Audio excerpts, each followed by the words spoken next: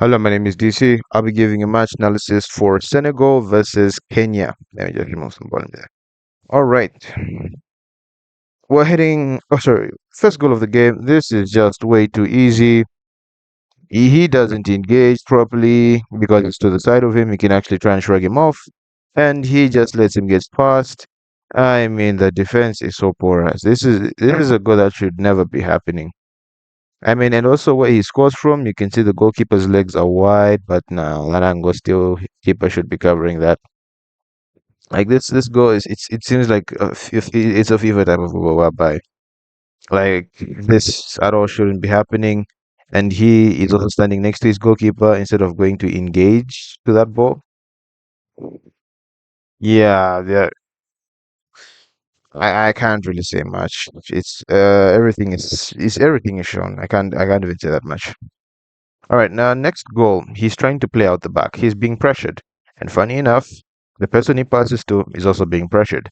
And the way the Senegalese player comes is like this, so he blocks off any pass going to this side. He can't really pass to him because, it's a bit risky, but this is where sometimes just take it long. There's no shame in that. Not everyone has to play from outside the back, especially in certain situations like this. Because if you play from here, I mean, I'm assuming he had more time. And also, let's see the type of pass he plays to his teammate.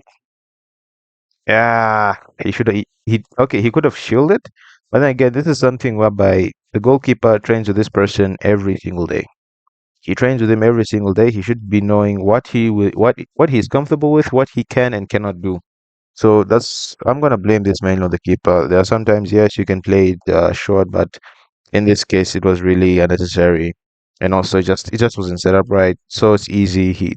It's just a simple one to bam in the back of the goal like that. Most of it is the replay. I really wanted to see how they started playing out from the back, but unfortunately that is not available. So let's head on to the next one. Okay, so this is actually a good finish from Jackson. That was actually really good pressing. And then they just again lose the ball too easy. Because here, many options. I don't know why he's trying to run here. Come close, get the ball, do a little 1-2. Even if it goes back to the center backs, it's okay. What matters is that you keep possession. If he wants, he can take it really long there. But let's see what he does. He overplays. He gets the ball. I mean, he loses the ball, and Senegal take it back. All right. So comes from a long ball. I'm not sure if it's from the previous one or the previous situation I've just discussed or something else. Long ball. I think this is Jackson. That's a good finish. Really is. Takes his time. Allows the goalkeeper to come out.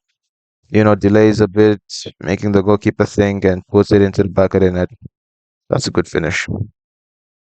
Yeah, I think that is Jackson. Anywho, let's head on to the next goal of the match.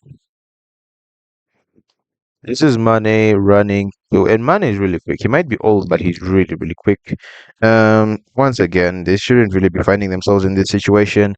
This is now whereby you have to start running. Mane takes another touch. Goalkeeper, nah. All right, so this one, no, he should definitely be coming out because he actually had the right idea. Somewhere here, I'm sure you to show. So as he takes his touch, I think this is the mistake he makes. He starts going back to his box. He's under pressure. People are running towards him.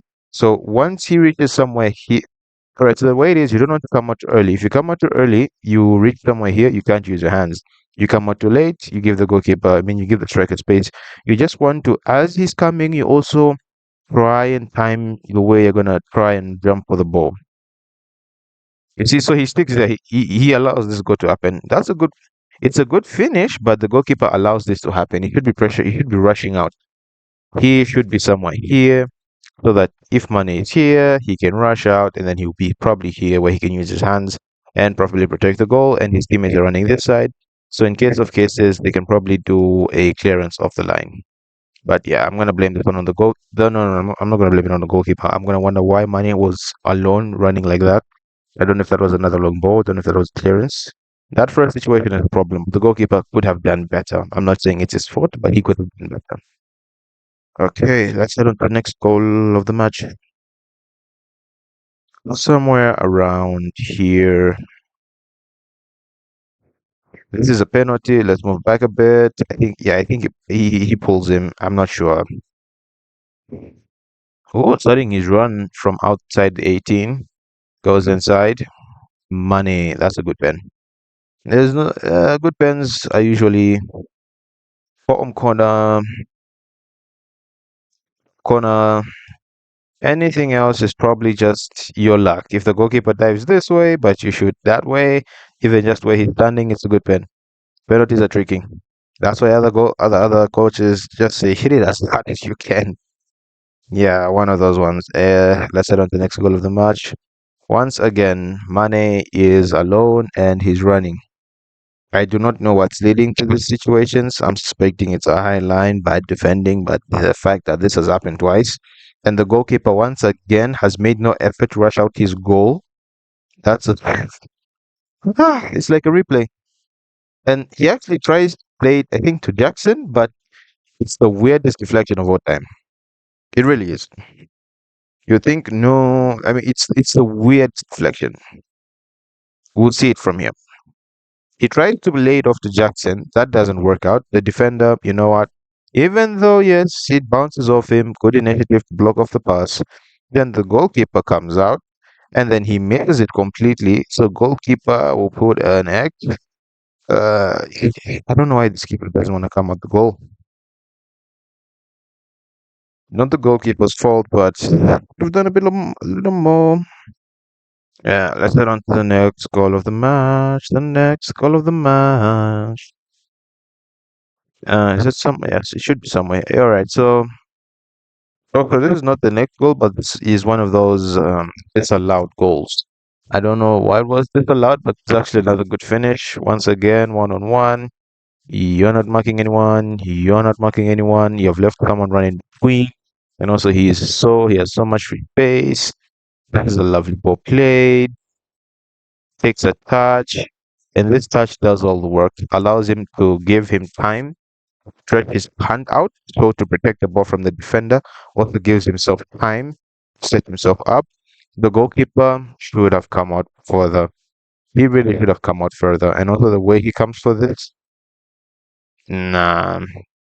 But it's not a goal, but it's a really good. I don't know if it got allowed or something, but that's a really good finish. Really is. Let's head on to the next goal of the match. All right. Now this one is funny. They passed the ball to him. Already, this is questionable. Two players on the, I don't want to say on the wing, but yeah, to the left. Two players to the left.